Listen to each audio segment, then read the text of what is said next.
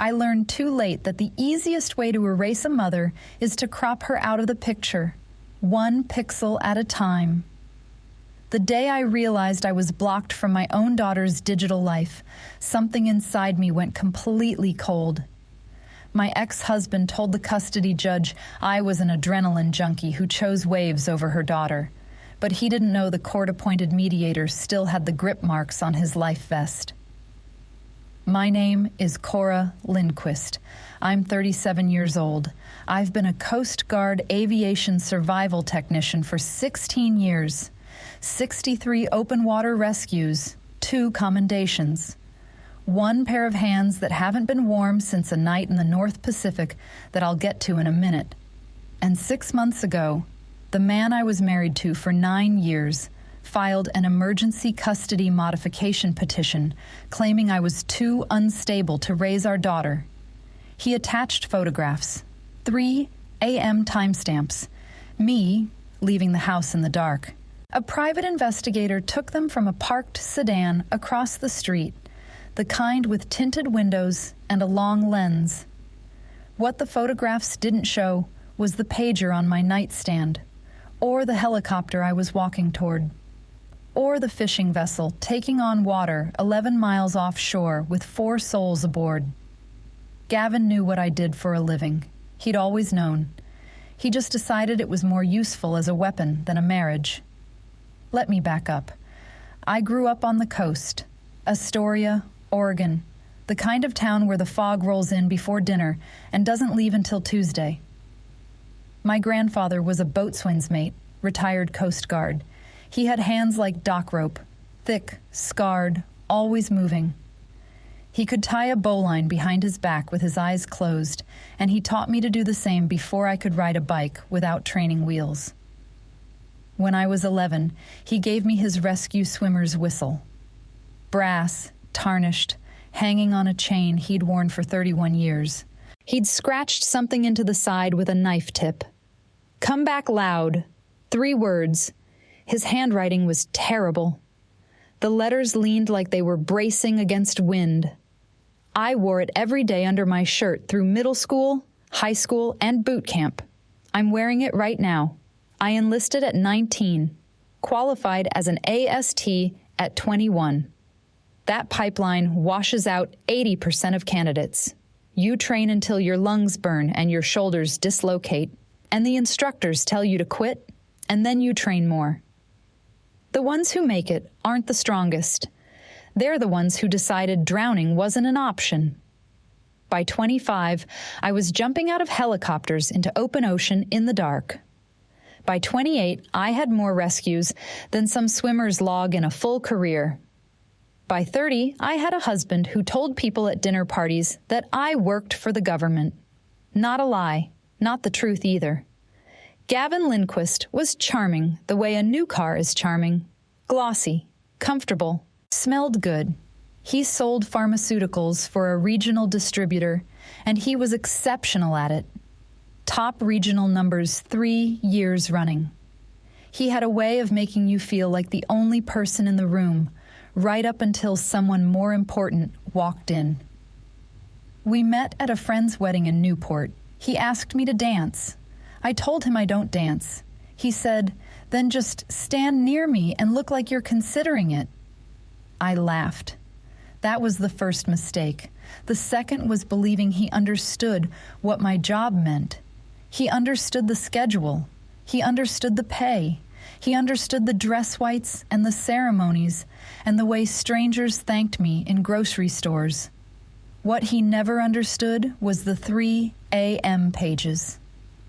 The 48-hour shifts. The nights I came home shaking so hard I couldn't hold a coffee cup because I'd been in 52-degree water for 19 minutes pulling a teenager off a capsized kayak. If you've ever had someone in your life who decided who you were without bothering to ask, who looked at the worst hour of your hardest day and called it a character flaw, then you already know where this is going. Hit subscribe.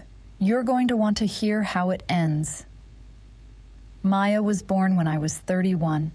6 pounds, 4 ounces. She came 3 weeks early because I was on a rescue standby shift and my water broke in the ready room. The crew chief drove me to the hospital in a duty truck with the sirens on. Gavin arrived 40 minutes later, irritated that he'd missed his sales call. He held her first. I was still in recovery. When they finally brought her to me, she grabbed my index finger and wouldn't let go. Her hand was so warm. I remember that. I remember thinking, this is the warmest thing I've ever held. The first 2 years were manageable. Gavin traveled 3 days a week. I worked rotating shifts. We had a system. His mother, Eleanor, watched Maya when our schedules overlapped. It wasn't elegant. It functioned. Then came the night that changed everything. November 14th. I remember the date because it was supposed to be Maya's first real birthday party. She was turning 2. Gavin had rented a bouncy house. Eleanor had baked a cake shaped like a starfish. I had the day off. I had specifically requested it 6 weeks in advance. At 2:47 a.m., my pager went off. A commercial fishing vessel, the Ran, had capsized 16 miles northwest of Tillamook Head. 40-foot swells, 4 crew members in the water, 1 trapped in the wheelhouse. Water temperature, 46 degrees. I was in the truck and driving toward the air station within 9 minutes. I didn't wake Gavin. I left a note on the counter. It said, SAR call, back when I can, kiss Maya for me. The hoist cable sang in the dark as they lowered me. You can hear it over the rotor wash if you know what to listen for. A high, thin sound, like a wire about to snap. The swells were black and moving like something alive. The spray hit my visor so hard I couldn't see, so I went by feel, by sound, by the training that lives in your hands when your brain is too cold to think. I found the skipper in the wheelhouse. The copper and salt smell of a flooded wheelhouse hit me before I could see him clearly. Water to his chest. His jacket was snagged on a sheared piece of hull plating. He was hypothermic, barely conscious. I cut the jacket free with my dive knife. The blade slipped once on the wet nylon and caught the heel of my right hand. I didn't feel it. I wouldn't feel it for another 3 hours. I got him into the rescue basket, got the strap around his chest, gave the hoist signal. He went up. I went back for the others. 4 souls recovered. All 4 survived. I got back to the air station at 11:40 a.m. Maya's party was supposed to start at noon. I sat in my truck in the parking lot with the heat blasting on my hands. Full blast. Vents aimed at my fingers. They wouldn't stop shaking. The stinging burn of blood rushing back into hypothermic fingers was just starting, the kind of pain that means the tissue is still alive enough to protest. The peripheral nerve damage was already setting in, though I didn't know it yet. All I knew was that my hands felt like they belonged to someone else, like they'd been replaced with something made of wood and wire. With those wooden fingers, I picked up my phone and tried to open the photo app Gavin's family used, the one where they posted pictures of Maya, birthday milestones, first steps, Tuesday afternoons at the park, access denied. I tried again, same message. I opened a browser, searched Gavin's public profile, found it, scrolled through the albums, Maya's first birthday, Christmas morning, Easter egg hunt in Eleanor's backyard. I wasn't in any of them, not one. I'd been in those photos. I knew I'd been in them because I remembered Eleanor holding the camera at Christmas, telling me to scoot closer to Maya. I remembered Gavin's arm around my shoulder at the Easter hunt. I remembered smiling even though I'd been on shift for 36 hours and my eyes were burning.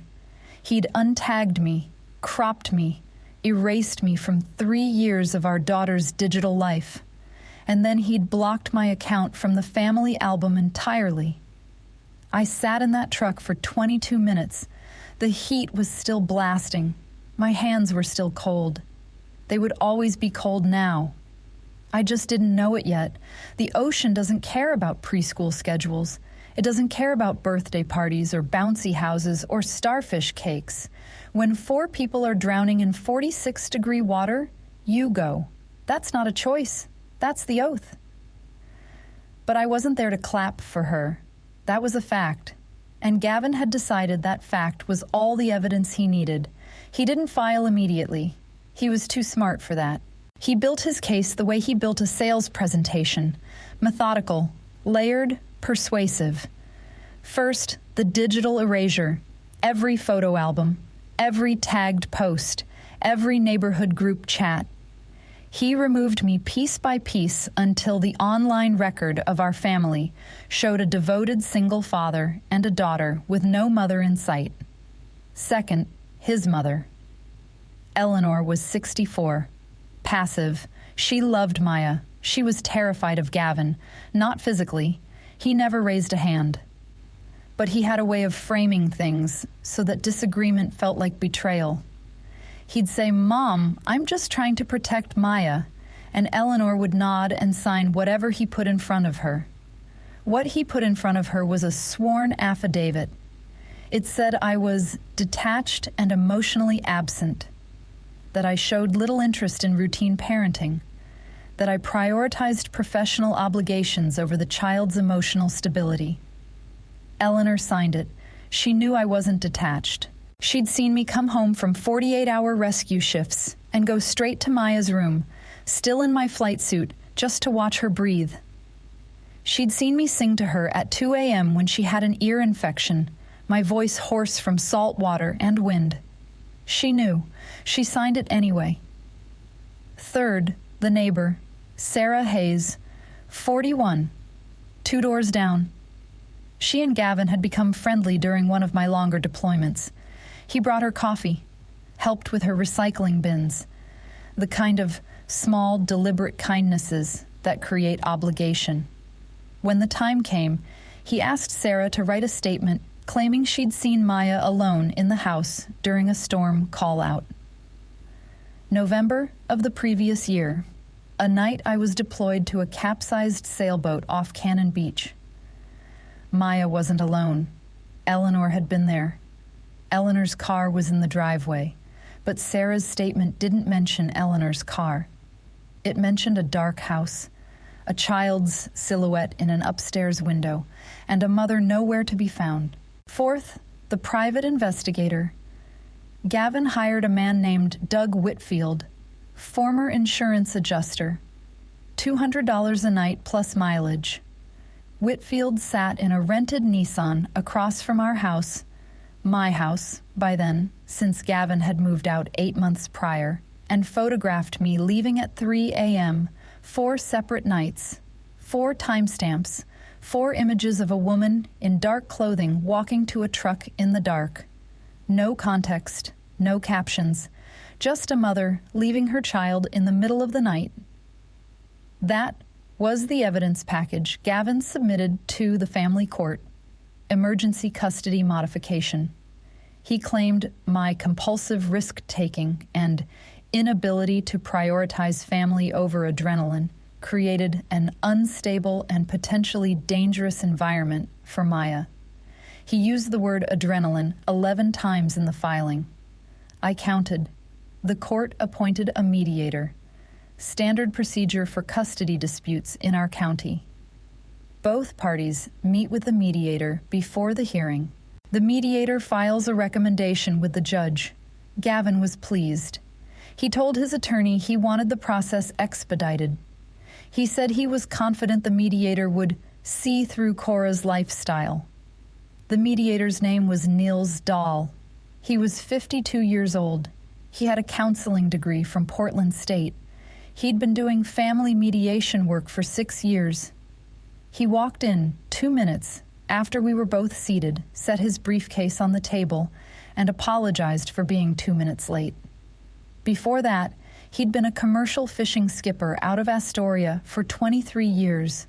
And before that, On one specific night in November, in 40-foot swells 16 miles northwest of Tillamook Head, he'd been the man pinned in a flooded wheelhouse with water to his chest, hypothermic, barely conscious, waiting to die, until a woman in the heavy, restrictive squeeze of a neoprene survival suit cut him free with a dive knife and sent him up on a hoist cable into the dark.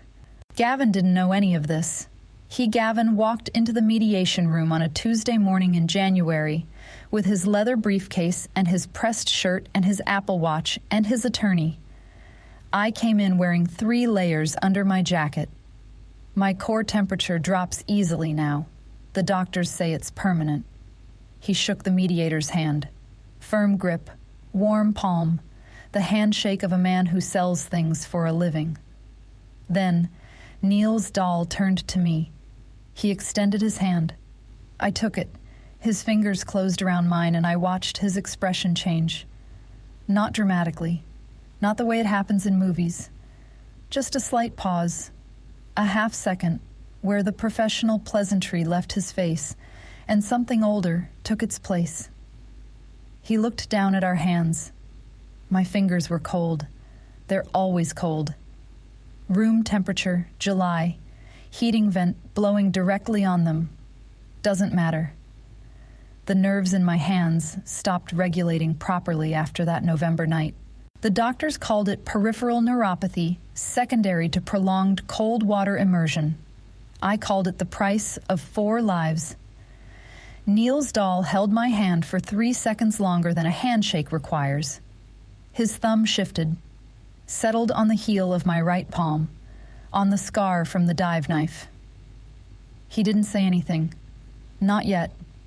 He let go, pulled out a chair, opened his briefcase, took out a yellow legal pad and a black pen, set them on the table with the careful precision of a man who learned patience in a wheelhouse. "Thank you both for being here," he said. "This process works best when both parties feel heard. Mr. Lindquist, since you filed the petition, let's start with you." Gavin straightened his cuffs, both of them, left, then right, a ritual. He'd done it before every sales presentation I'd ever watched him rehearse in our bathroom mirror. "Thank you, Mr. Dahl. I appreciate the opportunity." He launched in. He was good at this. 12 years of pharmaceutical sales had made him fluent in the language of concerned authority. He leaned forward. He modulated his voice. He paused at the right moments. He referenced his deep concern for Maya's well-being 4 times in the first 2 minutes. "Cora is not a bad person," he said. "I want to be clear about that. She's wired differently. There's a compulsiveness to the way she engages with risk, an addiction almost. Her therapist, well, she doesn't have one, which is part of the concern, but anyone who observes the pattern can see it." He pulled out the PI photographs, laid them on the mahogany table one at a time. 4 images, 4 timestamps, 3 a.m., 3:17 a.m., 2:41 a.m., 3:08 a.m. 4 separate occasions, Gavin said. 4 nights where our 6-year-old daughter was left in that house while Cora pursued whatever call she decided was more important. He tapped the edge of the photographs with his index finger. Twice, the fluorescent lights buzzed overhead. The recycled air pressed against my skin, dry and tight. I have a sworn statement from our neighbor, Sarah Hayes, describing an incident where Maya was alone during a storm. I have an affidavit from my mother confirming Cora's emotional detachment, and I have a documented pattern of nighttime absences that any reasonable observer would characterize as, frankly, abandonment. He looked at Niels Dahl, then at me, then back at Dahl. "She's a glorified sky taxi, Mr. Dahl. That's what the Coast Guard job amounts to, picking people up and dropping them off. It's not worth losing a daughter over." I didn't move. Under the table, I rubbed the knuckles of my right hand with my left thumb. Slow circles, trying to push blood into joints that don't cooperate anymore. The stiffness was worse in January. The cold outside had seeped into the building's bones, and my hands knew it. Niels Dahl wrote something on his legal pad. His face revealed nothing. "Ms. Lindquist," he said, "would you like to respond?" The fluorescent tube above the door flickered once, a tiny spasm of light that nobody else seemed to notice. "I answer the duty roster, Gavin," I said. Gavin exhaled through his nose. A sharp little sound. Performative frustration. "See, that's exactly what I'm talking about," he said. "That's her entire defense. The duty roster. No accountability, no acknowledgement that she has a child who needs her present. She can't even articulate a parenting philosophy. She just goes." He checked his Apple Watch. A quick glance. The kind of glance that says, your time isn't worth his full attention. "Mr. Dahl, I'm not asking for anything unreasonable. I'm asking for stability. I'm asking for a parent who's home at night, who's present, who doesn't disappear into the ocean whenever a pager goes off." Niels Dahl was still writing. He hadn't looked up during Gavin's second speech. When he finished his note, he set the pen down parallel to the pad. "Mr. Lindquist," he said, "what's Mrs. Lindquist's official role in the Coast Guard?" Gavin waved his hand. The gesture was loose, dismissive, like clearing cigar smoke from the air. "She's a rescue swimmer. Aviation survival something. She jumps out of helicopters." "Aviation survival technician," Dahl said. Quietly. The correction was precise, not aggressive, just accurate. "Right, that's what I said. She jumps out of helicopters into the water. It's dangerous, it's unnecessary most of the time, and it's incompatible with raising a child. What happens next is the reason I'm telling you this story." Niels Dahl closed his legal pad. He set it aside. He folded his hands on the mahogany table. Large hands, weathered. The kind of hands that had hauled crab pots and tied lines for 2 decades before they ever held a counseling textbook. "I'd like to address the photographs," he said. "The 4 images your investigator captured. Ms. Lindquist, can you tell me the dates?" I listed them. I knew everyone. October 9th, October 23rd, November 2nd, November 19th. Dahl nodded. "And on those dates, you were responding to Coast Guard's search and rescue activations?" "Yes." "Were your duty logs filed for each activation?"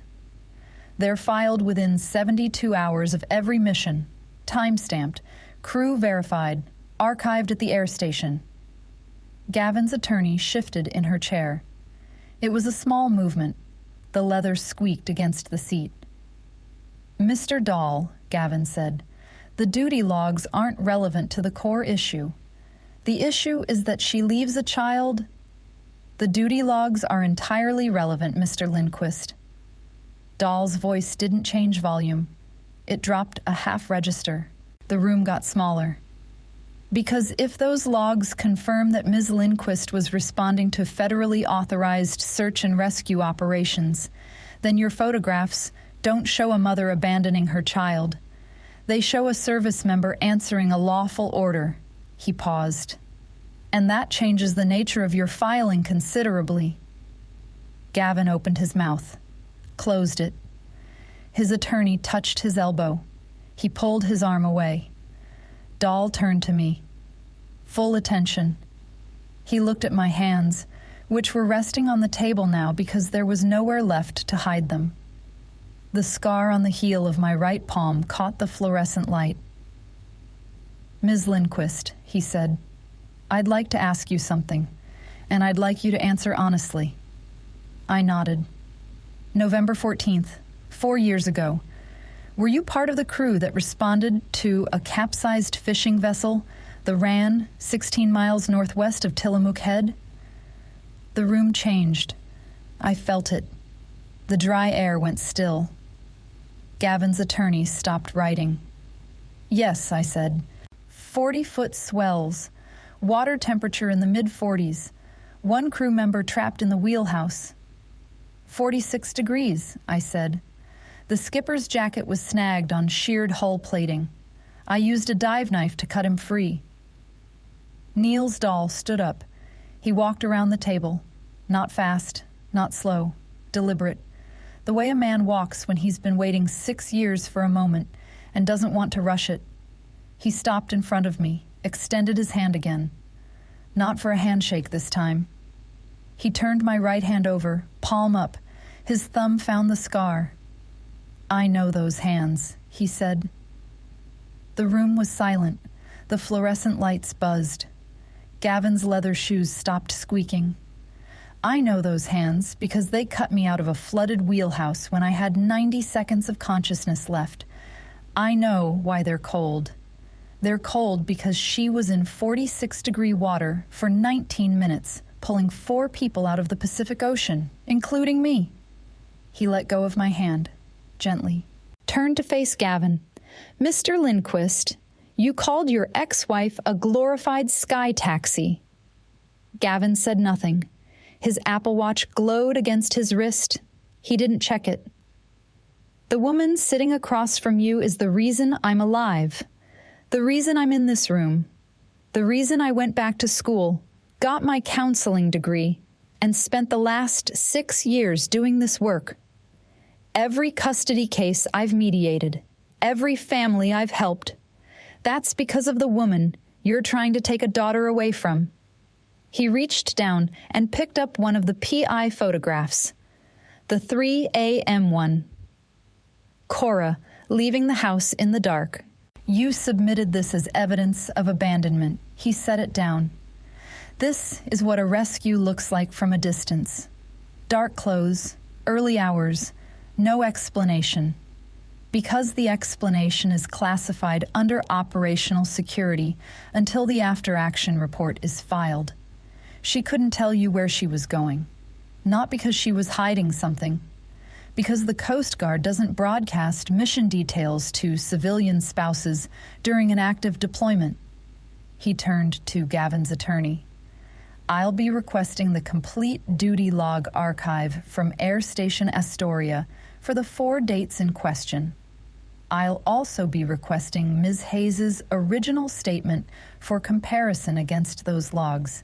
And I'll be recommending to Judge Miller that this petition be reviewed for evidentiary fraud." Gavin's face had gone the color of the lemon-polished table. His attorney was writing fast. "Mr. Dahl," Gavin said, I wasn't aware. You weren't aware that your ex-wife saved lives on the nights you photographed her leaving? Or you weren't aware that one of those lives was mine?" Gavin's mouth opened. Nothing came out. I sat in my chair. My hands were on the table. Still cold, still stiff, but still. Niels Dahl straightened. He returned to his side of the table, picked up his legal pad, clicked his pen. "Ms. Lindquist," he said.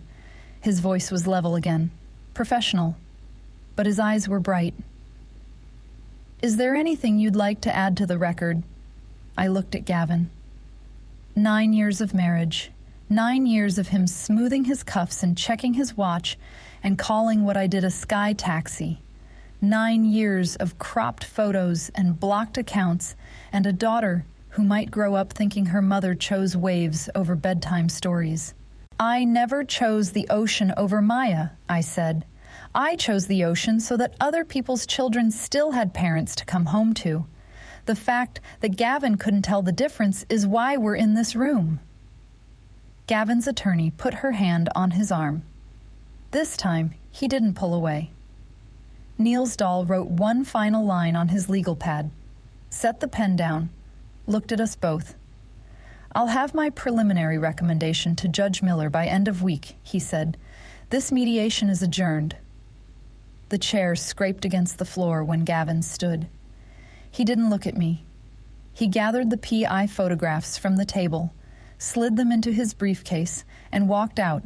His attorney followed. Neither of them spoke. I stayed seated for a moment. The fluorescent lights still buzzed. The lemon polish still hung in the dry air.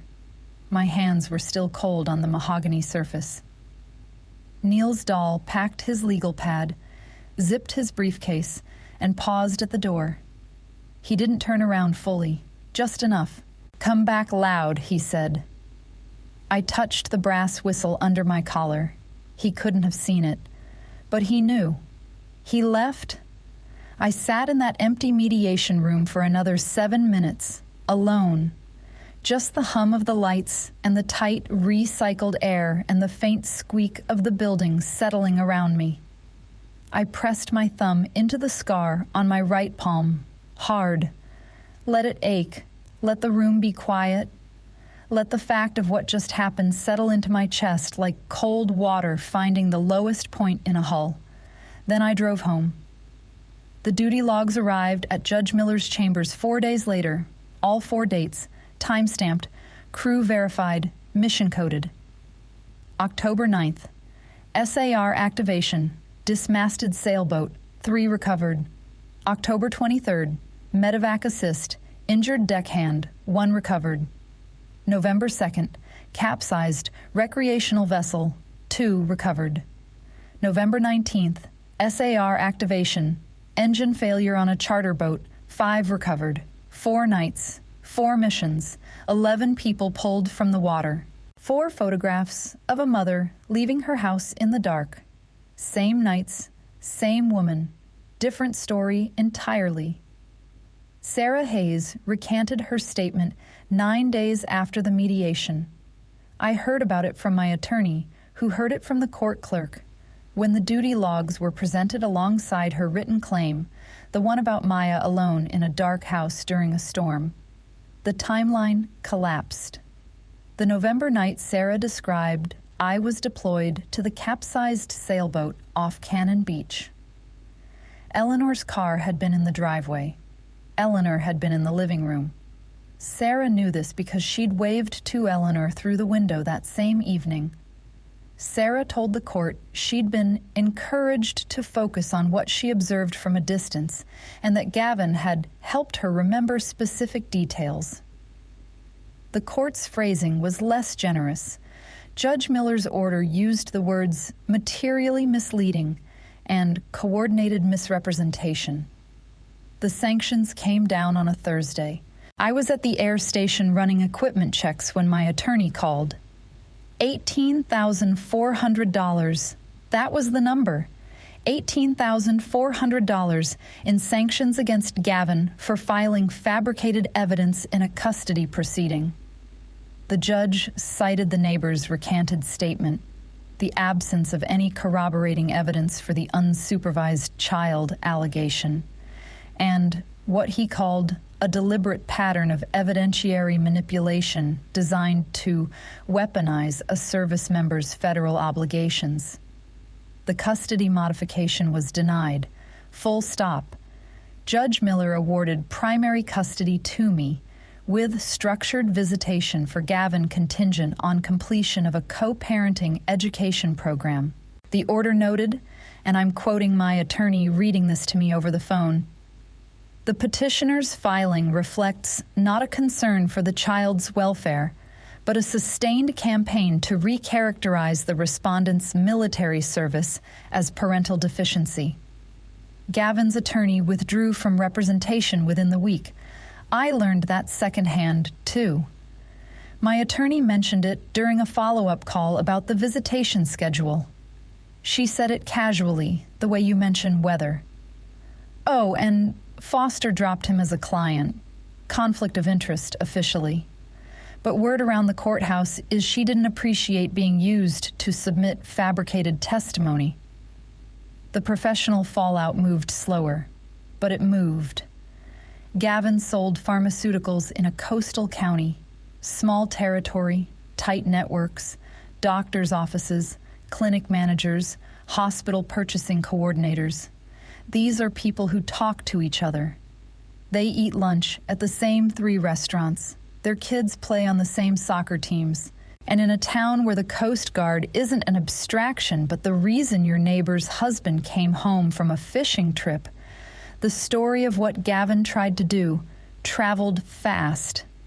I didn't track it deliberately, but pieces reached me the way things do in small towns. Through the woman at the pharmacy who mentioned that Dr. Calloway's office had switched distributors. Through the parent at Maya's school pickup who said she'd heard Gavin's territory got restructured, which is pharmaceutical sales language for shrunk. Through my neighbor 2 doors down, not Sarah, the other one, Margaret Bell, who told me over the fence that Gavin had stopped showing up to the neighborhood association meetings. Just stopped. No announcement, no email. His chair sat empty, 3 months running before someone finally moved it against the wall. The community didn't punish him with pitchforks. They just stopped making room. The invitations slowed. The handshakes got shorter. The warm referrals that fuel a sales career in a small territory dried up like a creek bed in August. Eleanor texted me once. 3 weeks after the ruling, I was making Maya's lunch. Peanut butter, banana, crusts cut off. When the message came through. Cora, I was just trying to help Gavin. I hope you know I never meant to hurt you or Maya. I read it twice. Set the phone on the counter. Finished the sandwich. Cut it diagonal because Maya insists triangles taste better than rectangles. Then I deleted the text. Not out of cruelty, not out of rage. Eleanor had watched me come home from 48-hour shifts and go straight to Maya's room. She'd heard me singing to her daughter at 2 a.m. with a voice raw from salt water. She knew I wasn't detached. She knew what those words in that affidavit would do. And she signed it anyway. Maybe she'll call someday. Maybe we'll sit at a table and she'll say the things she should have said in that mediation room instead of putting it in a legal document she knew was a lie. Maybe. But I'm not leaving that door open tonight. There was one conversation I didn't expect. 6 weeks after everything settled, I ran into Sarah Hayes at the grocery store. Produce section. She was holding a bag of apples and staring at them like they owed her an explanation. She saw me and froze. I watched her calculate the options. Aisle 5 was open. The exit was 12 steps behind her. She could have walked away. She didn't. I'm sorry, she said. Quiet, direct. She didn't make excuses. She didn't say Gavin pressured her, even though he had. She just stood there holding her apples and said it. He was convincing, I said, because he was. That's what made Gavin good at his job and terrible at being honest. That's not an excuse. No, I said, it isn't. We stood there for a moment. The grocery store hummed around us. Soft music, a cart rattling over the tile somewhere in Derry. If you ever need someone to watch Maya, she said. I mean, I know that probably sounds, but I'm home most evenings, and I'll think about it, I said. I meant it. Not today, not next week. But I'd think about it. Sarah didn't owe me a debt. She owed herself the truth, and she'd given it under oath when it counted. That was enough for now. The evening after the custody order was finalized, I left the air station early. The sky was the color of pewter. The mist hung over the water like it was trying to hold the bay still. I picked Maya up from school. She talked the entire drive home about a caterpillar her class was raising in a jar. Its name was Biscuit. I parked in the driveway. She ran inside, dropped her backpack on the kitchen floor, and came back out the screen door before I'd even turned off the engine. Doc, she said. That was all. She grabbed my hand and pulled. We walked down the wooden steps behind the house. The planks were damp. The air smelled like kelp and diesel from the marina a quarter-mile south. The bay was flat and gray, the kind of still that only happens in January when the wind takes the evening off. We sat at the end of the dock. My legs hung over the edge. Maya climbed into my lap. She didn't say anything for a while. Just watched a cormorant dive and surface and dive again. Then she reached for my hands. Both of them. She pressed them between her small, warm palms. She'd been doing this since she was 4. She thought she was fixing them. Still cold, she said. Always cold. I'll hold them till they're warm. Okay. She wouldn't succeed. She never did. The nerves in my hands don't carry warmth the way they're supposed to. The blood moves too slow. The fingers stay stiff. The doctors said it was permanent. The price of 19 minutes in 46-degree water. But she held them anyway. She held them like holding was enough. And sitting on that dock with the bay going dark and the mist settling on our shoulders and my daughter's hands wrapped around mine, I understood something I'd been circling for 6 years. The brass whistle caught the last light, a single glint on the chain where it hung against my chest. Come back loud, my grandfather's handwriting leaning against the wind. I'd spent 12 years jumping into black water to bring people home. 63 rescues, 4 from the RAN alone. I'd given my hands to the Pacific Ocean, and I was never getting them back. But I was home, sitting still, holding the person who mattered most. The cold in my fingers didn't mean I'd lost something. It meant I'd paid for something worth keeping. That's what sacrifice looks like from the inside. Not a medal, not a ceremony, not even gratitude. Just a pair of hands that don't work quite right anymore, held by someone small enough to believe she can warm them. She can't. But she's the only reason I need them to try.